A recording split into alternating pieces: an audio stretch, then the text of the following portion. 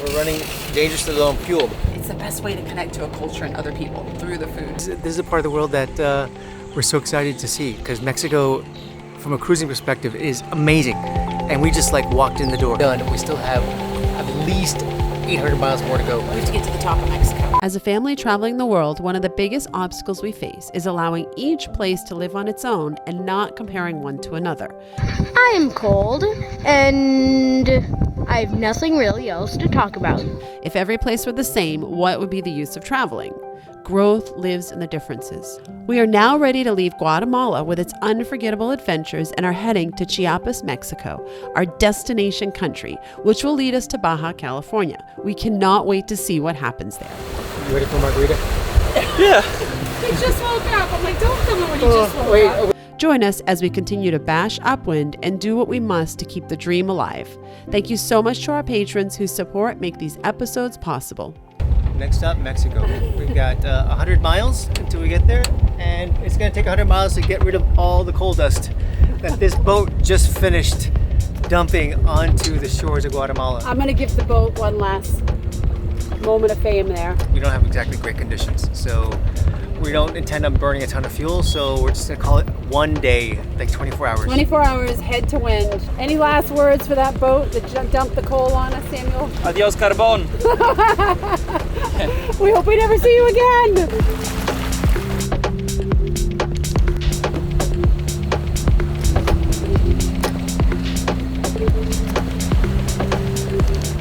I think it's really interesting because we just came from what I would consider like marina on crack, which is really created and navigated and managed from a standpoint of taking care of the sailors and everything the sailors want and need and whatever, every luxury you could ever imagine, to the complete extreme where this one, it's not that they were rude, it's just this is a working marina with fishermen, and it took us a minute to transition to, okay, now this is how we need to navigate this space. But we definitely prefer the more, I guess, the more local experience. Like that's why World Towning, jumping from place to place, creating little hometowns around the world, and it was a great experience. I mean, my memories I'll take away from this is, well, really the biggest thing is that hike we went on where everyone was pretty much sick. It didn't turn out to be what we thought it would be, but it was another experience and another set of memories. And also coming back to Guatemala all these years later and doing it with Largo and with Samuel and with Will and with Century, and just having a completely different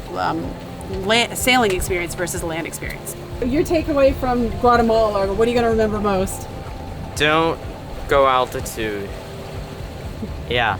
Don't go to high altitude when you've been from low altitude. It's not good. Don't do it quickly. Do research as well. Do some research. Yeah, we failed in that area. Your big Guatemala takeaway? Papaya was good. Papaya.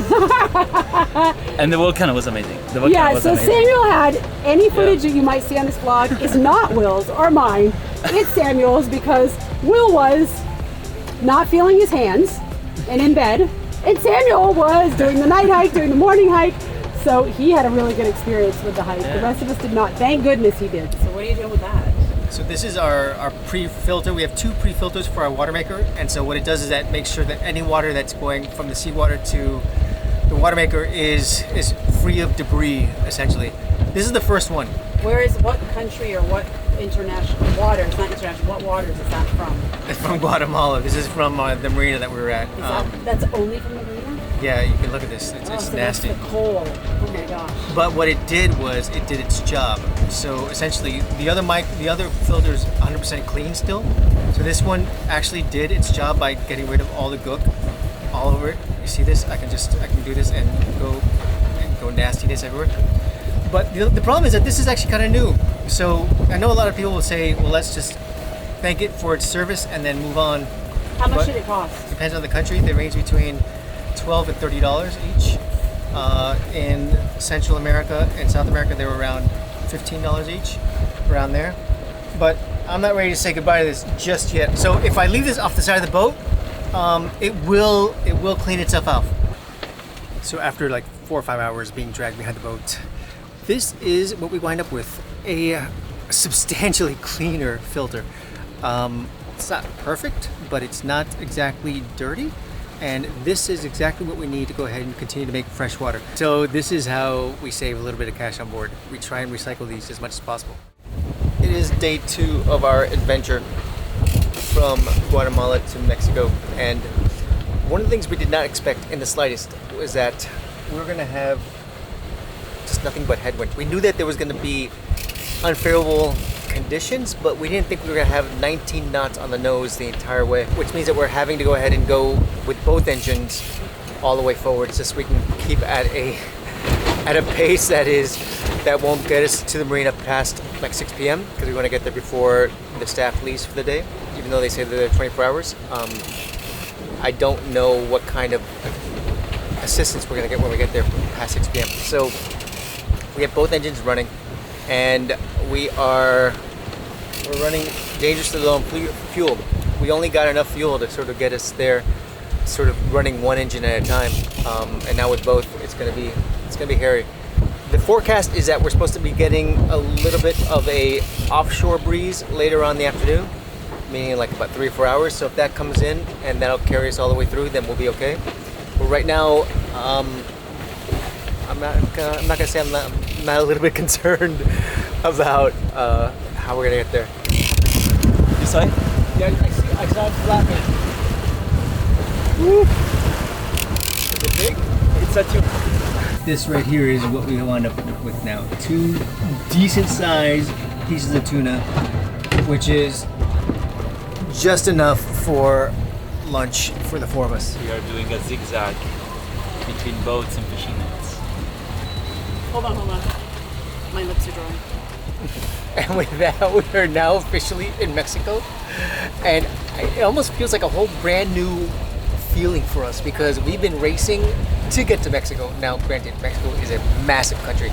So it's not like we're here and we're done. We still have at least 800 miles more to go. We have to get to the top of Mexico. We have to get to Pretty close to the the middle top. of Mexico. We act like the big journey's done, but it's not. I mean, what did we do? We sailed like 10 days. And we motored 10 days. We motored for 10 days, then we took a break for a couple days, and now we're 24 hours back at it. And then we're going to take a short break and then be 8-9 days at it, And right? it's really strange to feel that we're excited to get to Mexico, to get out of the bureaucracy, because all I heard is that Mexican bureaucracy is awful. But if you consider that against Costa Rican bureaucracy, Guatemalan bureaucracy, this is like, I can't wait for the great service. And I can smell the tacos from here. We're going to eat our weight in tacos. You're going to have margarita tonight? I'm gonna have a margarita tonight. I'm so gonna have a margarita tonight. As much as we're looking forward to the margarita, we arrived just as the bar was closing, perhaps a sign that tomorrow is going to be a busy day. Good morning from Marina Chiapas. It's gorgeous here. I was expecting to get to Mexico and say, oh my gosh, it's so deathly hot. It's so incredibly just stifling. Now, it's like 7 o'clock in the morning and the weather is perfect. You don't want to go inside because it's so cool and crisp and just awesome here. And I love this place. I wish it would stay like this all day long. I have a feeling it's going to get really hot.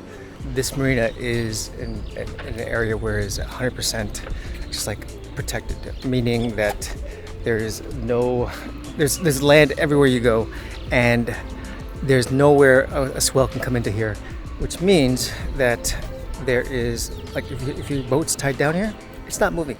Probably if your boat's not tied down, it's not moving. It's that still here. I feel like we're finally in a place where it's like perfection. How'd you sleep last night, Alvin? Bad. Really? No, I'm kidding. It was amazing.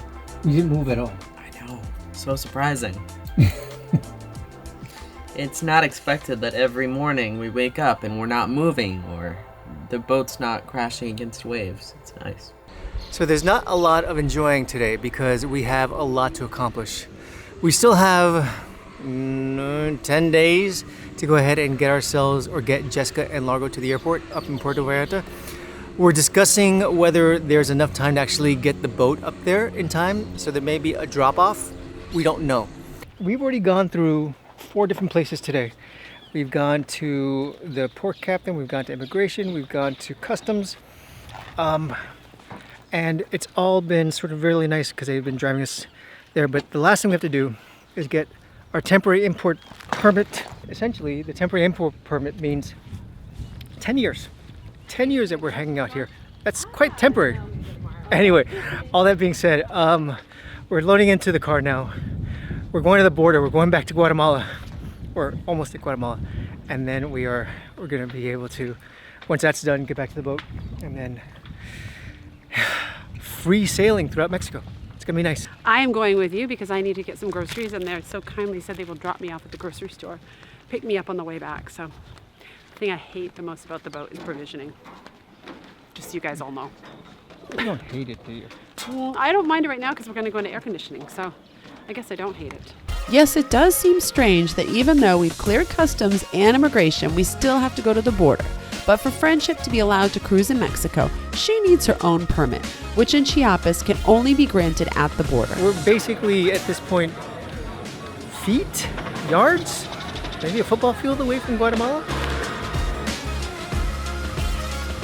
5 hours later. I'm not joking. We're finally done. Friendship is now officially checked into Mexico. For now, it's 9:30 at night, and I'm going to bed. We have a stowaway on board. Oh my God. You can see that, I can see at least one egg under there. So here's the problem.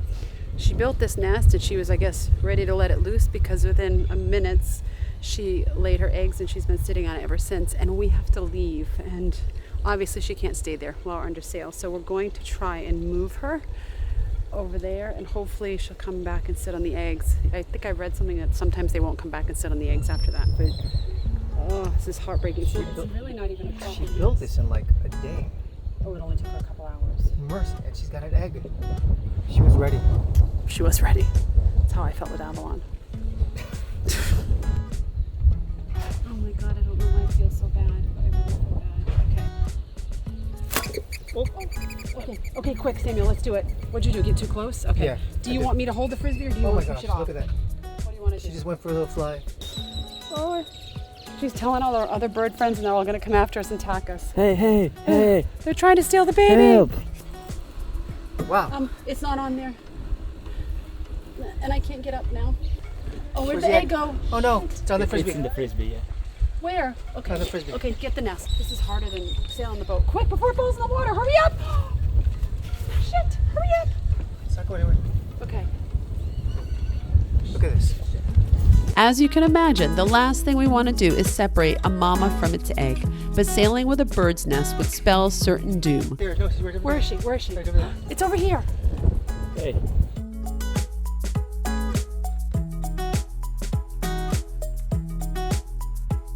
See what happens. I don't know. I tried to push her towards, yeah. The line's gonna be in this side for the gas. And the fender's gonna be in this side for the gas too.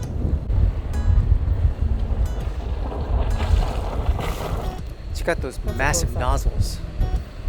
We're gonna need like a big funnel It's to going get to take a the half an gas hour, inside. right? Because we got to fill in the whole tank. Yeah. It's gonna take more than that More than a half an hour? because we're gonna put it through a filter as well. Oh boy, maybe I gotta go take a siesta. Get that line, Largo. Grab the line, Largo. Grab the line. Perfect. Gracias. All right, that wasn't too bad.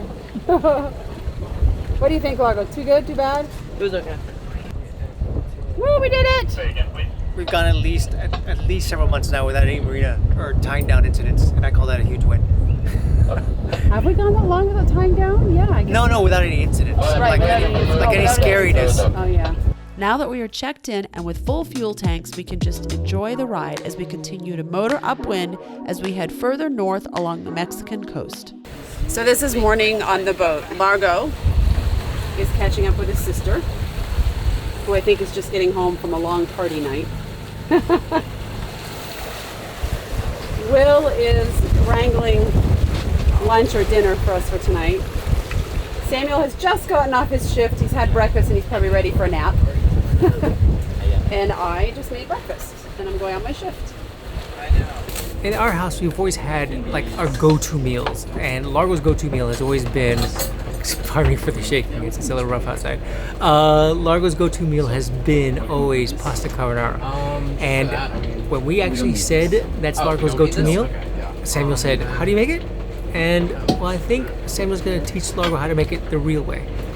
Well, at least the Italian way. This is a very new experience for me. No pressure, guys, but I think this is going to be the best meal ever made on this boat. And Century just meowed and seconded. No pressure, no pressure. As long as it says Friskies on it, she's okay. Especially Friskies, she'll eat it. What's the difference so far? So far, not really much. I normally cut up like onions and stuff, which is different. But I mean, you said in this one we don't use onions or garlic, right? Yeah. What? It's like the best part about So it. it's the meal Dad's gonna hate, isn't it? It's not a meal unless there's onions and garlic in it. Wow. What about hot sauce? Is there hot sauce in it? Dad, come on. Seriously? Hot sauce is not a European thing. Hot sauce is a food group. Hot sauce is a food group. Yeah, we've got gluten, we've got carbs, and then we've got hot sauce. Exactly. You're making bacon? Yep. But this isn't technically bacon, is it? It's supposed to be pig cheek or something. Yeah, exactly. Guanciale, it's called. What, is that Parmesan? Something from Guatemala. That's a Guatemalan Parmesan? Very salty. That's why we will mix. Yeah. So how much cheese are we putting in? Cheese. Cheese? How much cheese? Cheese. Okay. Cheese is now a metric. So how much water is too much water to put into the pasta? Hard to say. You just need it to be a little bit covered for this recipe. Okay. It depends on the recipe. But we'll use the water from the pasta to make it more creamy. So it has to be dense. Wow, that was fast. Is it a fast meal or just because it was two of you working together? I would say it's quite. Thank you so much for watching this episode and following our family as we explore the world. Join us in the next episode when we pick up a new crew member. Welcome aboard! You made it! Make our way to Zihuatanejo and realize that we are without lights on the mast. I don't see anything. Yeah, it's missing. If you are not yet subscribed to our channel, we would greatly appreciate it if you could hit the button below. Plus, another shout out to our incredible patrons who, without their support, these episodes would not be possible. Join us on Patreon for monthly live chats and exclusive content.